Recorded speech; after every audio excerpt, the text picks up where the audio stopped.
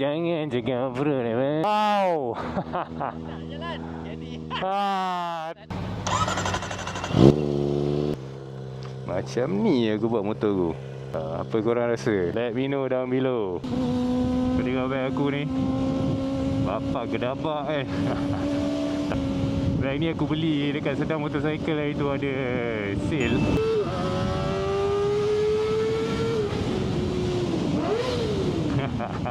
Pantang ada terowong. Actually not bad ke ada beg besar ni depan aku kan. Nak kata selesa tak adalah selesa sangat, tapi not bad lah. Mana bul let's go. Aku nak ucapkan ribuan terima kasih kepada Allah. Banyak sangat kita ni. Memang macam ni orang balik Seremban DIY.